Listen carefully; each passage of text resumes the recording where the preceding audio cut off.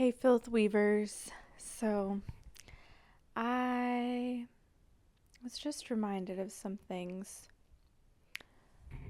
in my own reflections and processes, and I felt called to share here with the web of filth weavers that we weave. And that we are weaving, and that even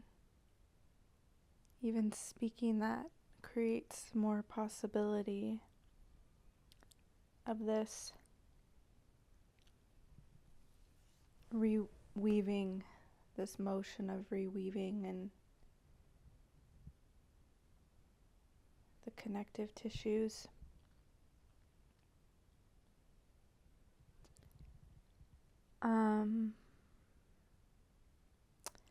And this kind of message was around feeling divine feminine and divine masculine energies.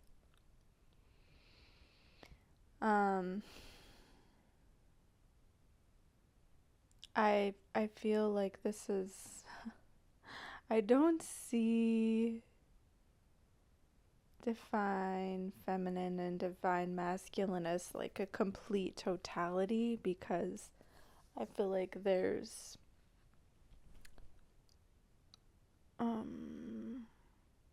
I feel that identity and gender and like qualities of yin and yang, there's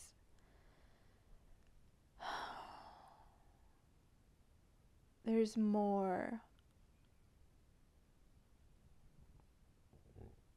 There's more than just that duality within multiplicities of worlds. And so what it was meaning for me was around more like yin and yang energies, where the masculine is representing active energy, structures, light, and the known, what is known. And the feminine, divine feminine energy is representing emptiness, spaciousness, the unknown, and is passive, like fluid water. And the masculine might be more like fire or earth. I don't know. I think the earth could also be feminine because of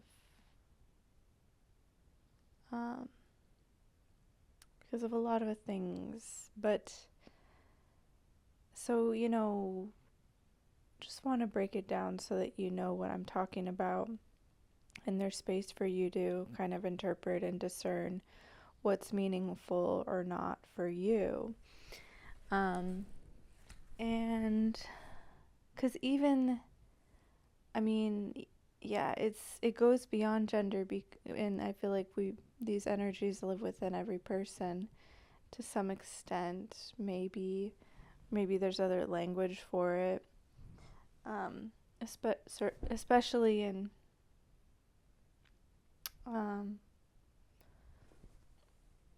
ancient cultures. Like when people's cultures were much more rooted to the landscape and the localities. So I don't want to generalize, but this is some of the language that we have now in this global web-like situation that we find ourselves in, connecting through the ethers. And I think for me lately, I've been feeling into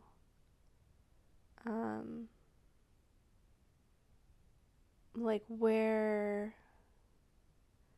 how can I create union within these yin and yang energies within myself.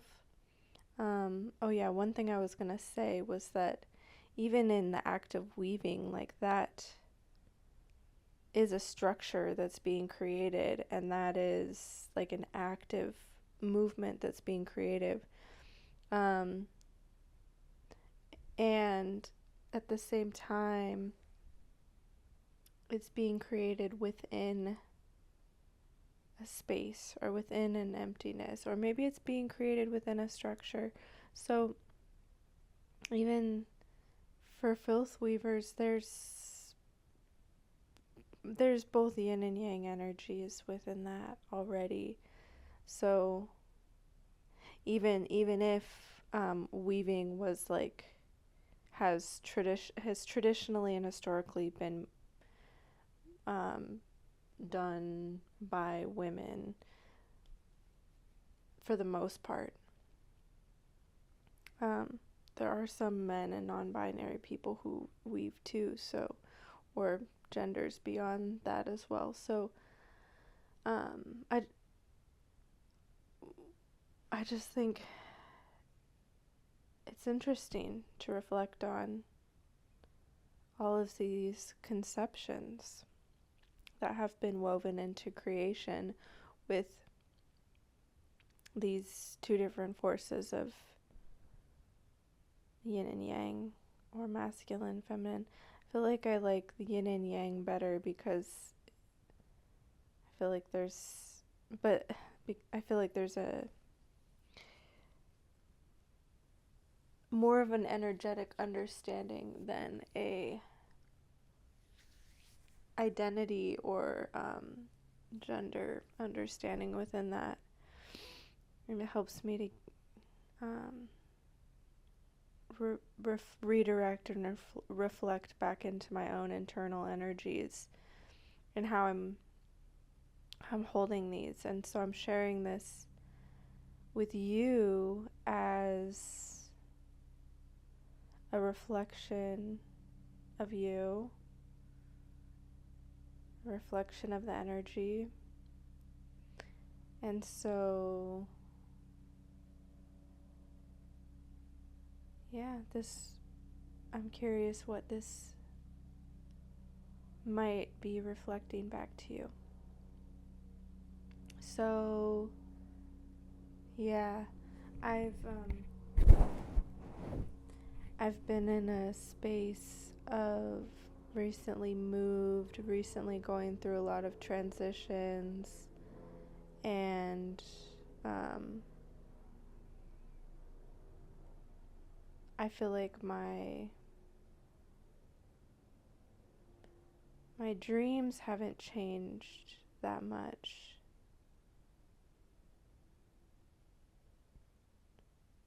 Although that's kind of part of the message. It's like around having all these ideas of what I want to be doing, or what I should be doing, or what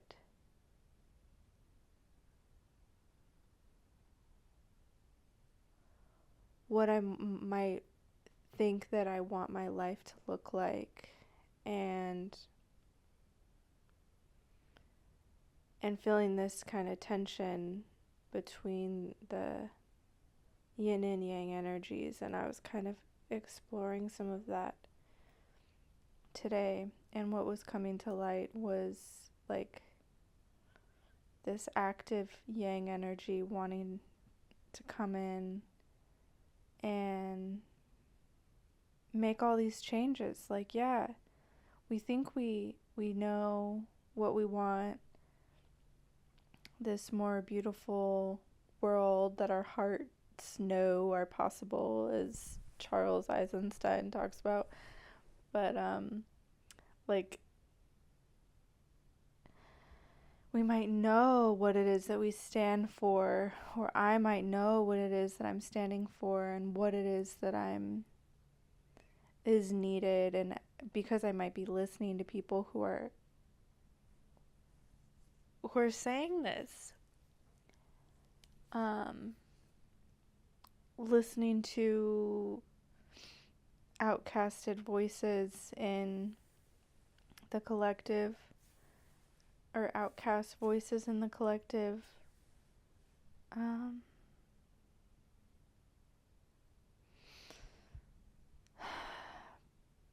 especially the need to make space and sanctuaries for those outcast parts of ourselves reflected in outcasted parts of our collective earth, cosmos. So yeah, there's this thread of like, yes, there's all this action, there's all this healing, there's all this work that we know needs to be done. There's all this like environmental restoration that we know needs to be done. There's all this processing and healing of intergenerational traumas that we know needs to be done. There's all this grief to process and grieve, and the need to make spaces, like oases for all of this to unfold and unravel. And at the same time, like, what was coming up for me today was that like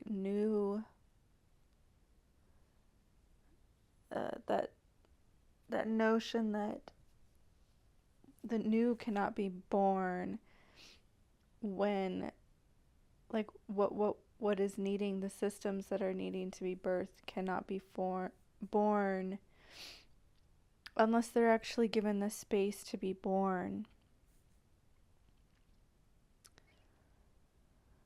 And what does that mean? What does that space feel like and mean? Well,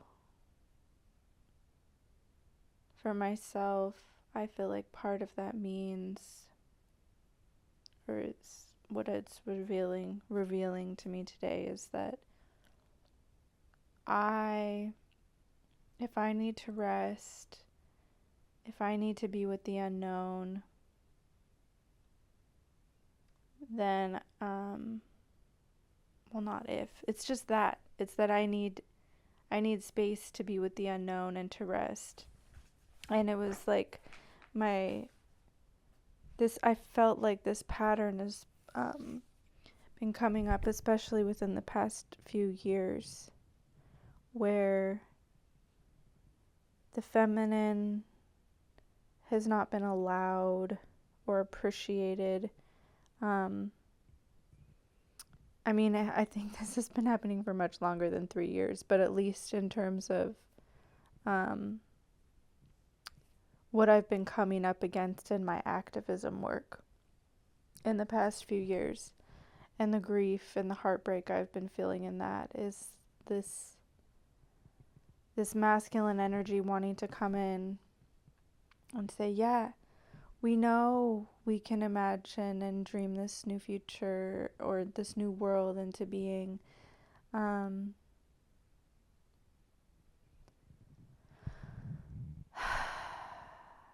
And then there's the spaciousness and the silence that is necessary.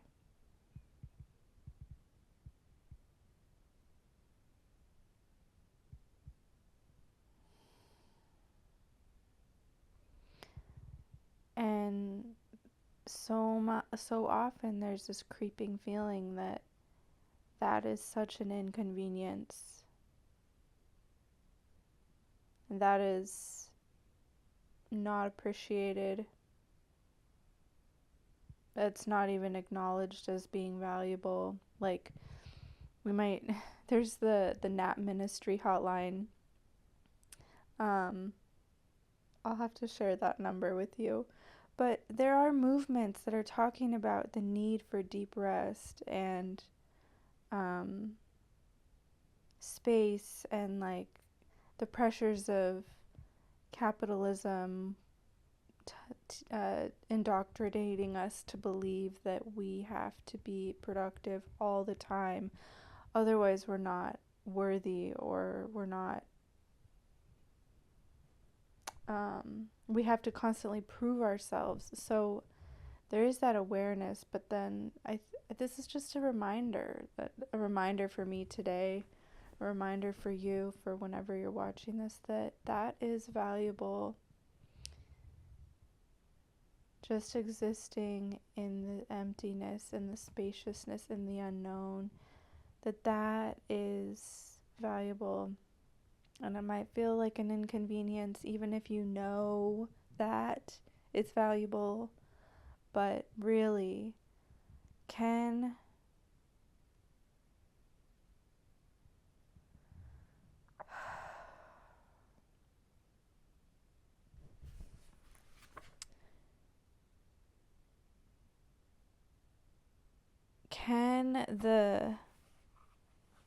I wrote down, I think my feminine is asking my masculine to be okay with not knowing, to allow myself to not know, to be with the unknown, and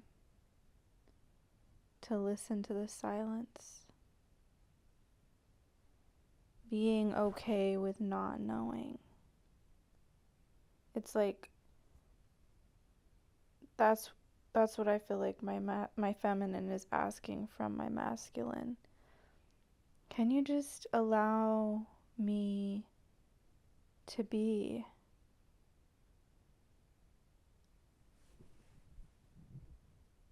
It is spaciousness. Can you just allow me to rest without... It's like questioning that pressure of like, when have I rested enough? Why do I still feel tired after 2 months of resting a lot? But I think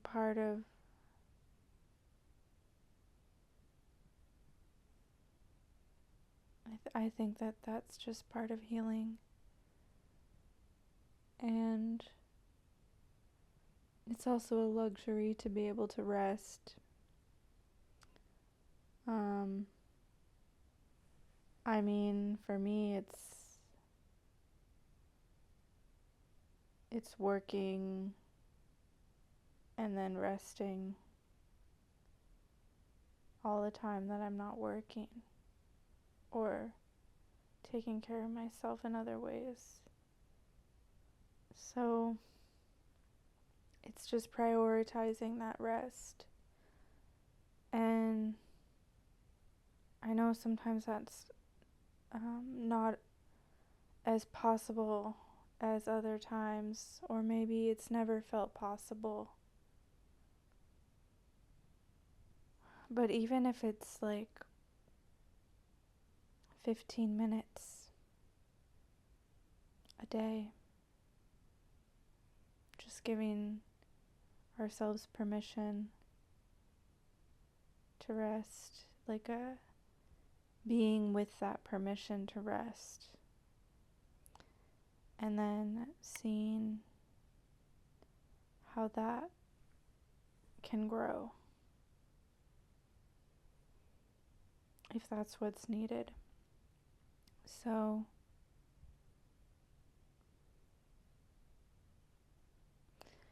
yeah, for me, I just recently moved. I'm not really sure if I'm going to stay here or why I'm here or what I'm going to do here. I have ideas. My masculine has all sorts of ideas, and my feminine is like, catch our fucking breath. Let's just be in the unknown. Just be with me in the unknown and see what wants to be birthed. Because the masculine doesn't know the magic that is cooking up in the feminine's womb. And that feels like part of the beautiful mystery that we get to witness here. Oh, okay. Well, on that note, I think I'll leave it there. I'd love to hear how this is moving through you. And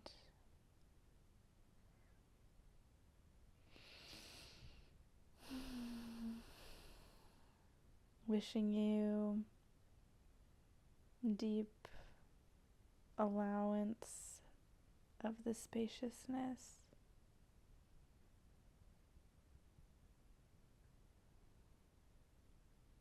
and all the opportunities that may come.